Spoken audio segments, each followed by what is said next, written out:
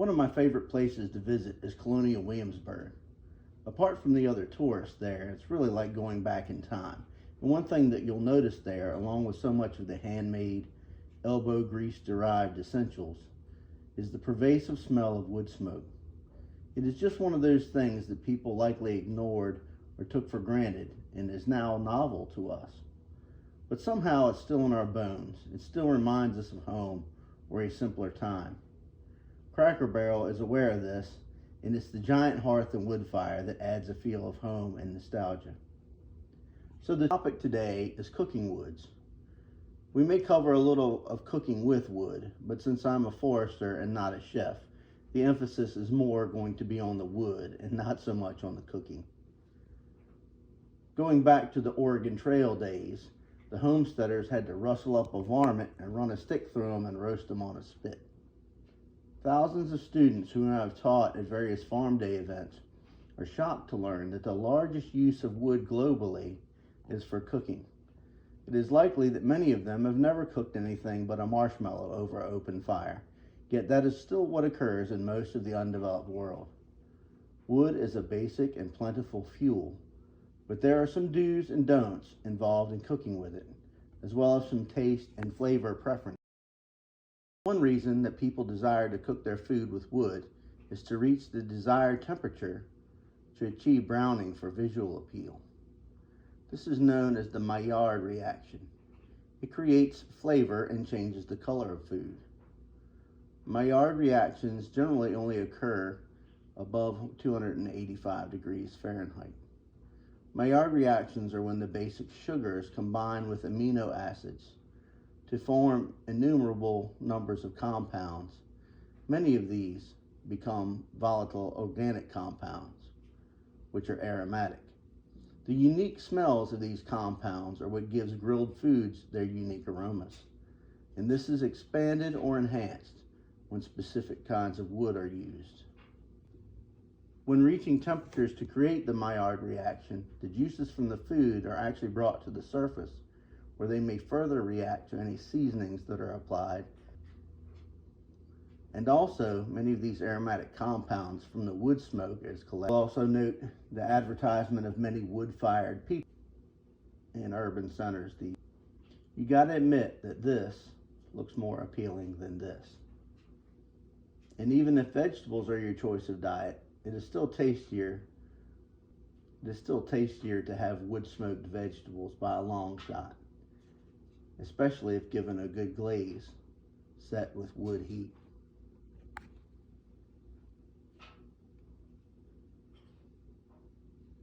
So why not charcoal?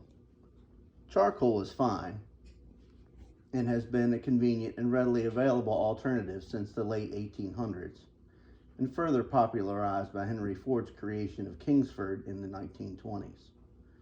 And if you missed it, Karen Snape and Phil Radke made an entire video on lump charcoal production. So I won't get redundant here covering charcoal again. Charcoal is a great head start and pre-prepared bone-dry carbon source. So what is the difference or the benefit of using wood? Well, for one, wood is easier to handle and transport without getting yourself all sooty. Wood is also just plainly more available to scavenge from the forest without having to transport. Again, picture the cowboys out on the range having to grill their food over an open fire, or many people these days in the international world having to find this fuel on a daily basis. And lastly, for the foodies, wood still has those volatile organic compounds that flavor the food. These compounds are evaporated in the creation of charcoal. Okay, looking at your local hardware store, we got naturally hickory smoked, and looking at some other varieties. Here we have hardwood, naturally hardwood smoked, naturally hardwood smoked. Here we have artificial maple flavor, but naturally hardwood smoked. The maple flavor is the sweetening, and naturally hardwood smoked. And there's smoked bacon. They do not specify the wood. Here we have smoked turkey legs, turkey wings, and let's not forget ham hocks and seasoning meat. Smoked Gouda, smoked Gruyere and other cheeses, smoked salmon on cedar or alder. Don't forget your smoked oysters. Alright, when you go to some of your local cooking supply places, you may find a variety of woods. Hickory is probably the most popular. Pecan is closely related to hickory. Not always included in the grilling woods, but lots of times available as it's a byproduct of what might be on your farm. Mesquite has a regional draw, of course, so these would be the more strongly flavored, strongly accented smokes. And then we also have cherry and apple, which have a little more of a sweet flavor, and depending on what you're grilling, may be preferred by others. And then we also have cedar planks, which, as you can see by the marketing, is primarily used to cook fish, although so typically what you want when you select your wood for cooking, this is oak here, white oak, but for the best flavor part, you would want the heartwood, which is this dark center. The sapwood has not yet collected the minerals and things that are in the lignin of the heartwood, that really provide the flavor available. And of course, you want a nice, dry. But what you don't want is a lot of fungal material and things like that that make the wood collect more moisture and can impart some undesirable flavors. And of course, this is definitely a no-no. First of all, don't recommend using pine. In the literature and common knowledge, people don't tend to use pine for cooking. Pine is where turpentine and pitch and tar come from, not really flavors that are associated with fine dining.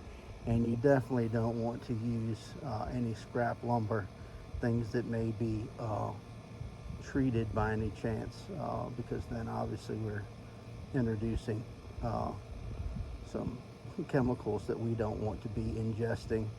But if by chance we do have bark, we want to make sure that it does not have any poison ivy vine remnants on it, and that would be the fuzzy vines, the hairy vines. Not known whether there would be enough of the oils to impact you the smoking process. Nonetheless, just to be on the safe side, let's try to avoid that. So what we like to see when we have our wood, and it doesn't have to be in chips, like you say, if you have wood available on your property, that's a great thing. So you have the heartwood here, nice and dried piece of heartwood. I see there is some sapwood in this thing, which is not as good. Like I said, you're not going to have the same amount of mineral content and things in the elements of the lignin that's going to give you your flavor. And definitely don't recommend bark in there, but you know, when processing large batches of stuff, perhaps that's what you get sometimes. But this is where your flavor is going to come from, and also a longer burn. The pore space is less in this wood, and nice dry wood. Just a little bit of paper in the bottom of the chimney. Don't use any other petrol based or other based starters. All right, it's a few minutes later. You see these are going pretty good now, so I don't want them to burn up, so I'm getting ready to transfer them to my grill. Done.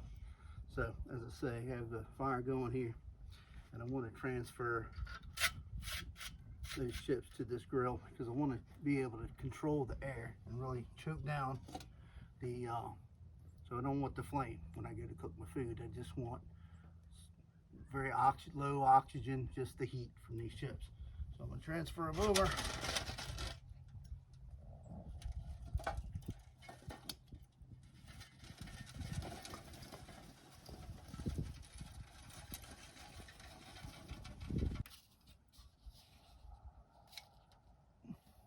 All right, I have the bottom closed off now, where there's not a lot of air coming up through the bottom, as you can see. And there's no sense investing in all that smoke unless you got a good rub. So I've applied supposedly a championship rub here to my pork ribs and chicken. Now I skewered them primarily because again, you want for the smoke flavor and the rub flavor, you want as much surface area as possible. Of course, if I had a longer period of day. The beauty of low and slow is you don't have to check on it too much, but it's been about 6-7 minutes. Let's see what we got.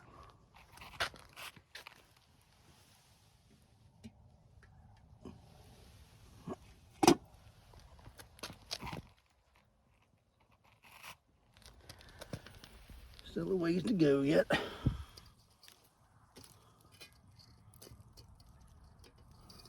Look at the color already coming up on there. I'll explain that later in the video. That's a certain effect, and I'm going to add some veggies to round out the diet. And yeah, that's the art of cooking. I had to open up the vent on the bottom a little bit as those wood chunks have burned. All of the surface area components have burned off, and now it takes a little more oxygen to get to the pieces that are still there, and I didn't have a good way to. All right, it's been about 50 minutes. Still got smoke coming out of there, so still have enough fuel. And looking a few minutes ago, look, you can see the red down through there. Smoldering like this doesn't take that much fuel overall because it's not oxidizing quickly. You can hear it sizzle, sizzle. I'm gonna go ahead and pull that now. Pork's up to 165, chicken's 180, squash is gonna be okay. Just for science purposes, I'm gonna boil a few pieces of this chicken. Not that it's necessarily fit for human consumption, to show you how important smoke is to the you were in the restaurant, what would you want to spend your money on? Some nice hospital looking chicken there, the boiled. A little bit done on the backside of the vegetables, but that's what gives some extra flavor. Thank you for joining us for another 15 minutes in the forest. Make sure you join us at 12:15 in 2 weeks for another exciting episode. Happy grilling.